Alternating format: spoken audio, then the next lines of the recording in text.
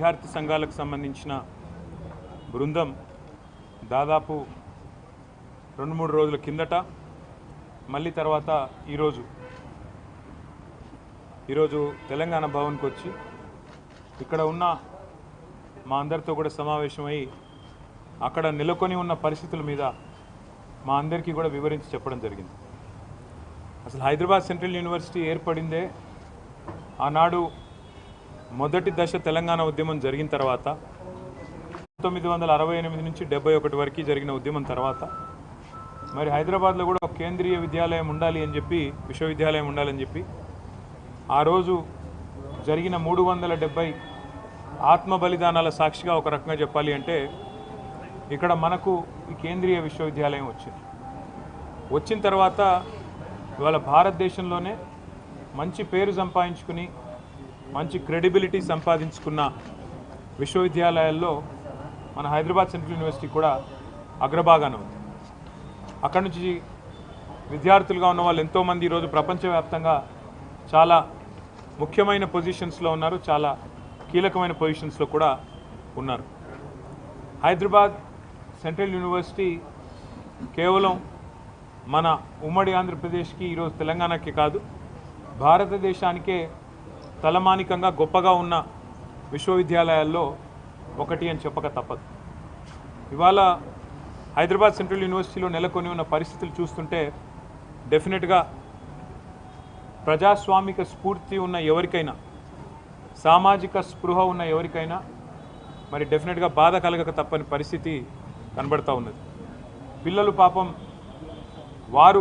వారి బాధ్యత కాకపోయినా వారికి నిజంగా చెప్పాలి అంటే సంబంధం లేని అంశమైనా కూడా వారు చేస్తున్న పోరాటం వారు ఏదో ఆశించి స్వప్రయోజనం కోసమో తమ లాభం కోసమో కాకుండా హైదరాబాద్ నగర భవిష్యత్తు కోసం తమ విశ్వవిద్యాలయ భవిష్యత్తు కోసం వారు పడుతున్న ఆరాటం ఏదైతే ఉందో నిజంగా కూడా చాలా గొప్పది.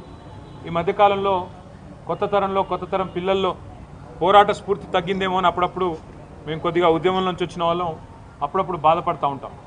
కానీ అదేమీ కాదు. సరైన సందర్భం వచ్చినప్పుడు సరైన ఇష్యూ ఉన్నప్పుడు తప్పకుండా మేము గొంతు విప్పుతాము అని చెప్పి వాళ్ళ హైదరాబాద్ సెంట్రల్ యూనివర్సిటీ పిల్లలు చూపెడుతున్న తెగువ వారి పోరాటానికి ముందుగా నేను సెల్యూట్ చేస్తూ వారికి హ్యాట్స్ ఆఫ్ చెప్తూ నేను కాంగ్రెస్ పార్టీని ముఖ్యంగా ఇక్కడున్న కాంగ్రెస్ ప్రభుత్వాన్ని సూటిగా ఒక 3-4 ప్రశ్నలు ఆ పిల్లల తరపున మా పార్టీ తరపున కూడా అడుగుతా ఉంది.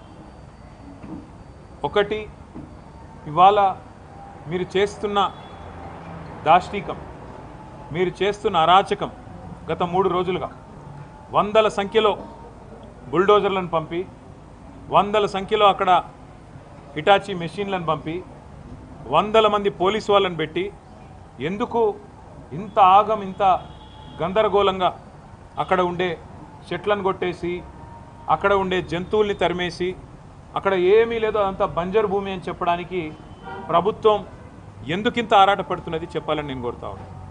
ముఖ్యంగా ఈ ప్రాంతం అంటే మొత్తం హైదరాబాద్ సెంట్రల్ యూనివర్సిటీ తీసుకుంటే దాదాపు 2600 ఎకరాలు దాటి విస్తరించి ఉన్న ఒక విశ్వవిద్యాలయం అది.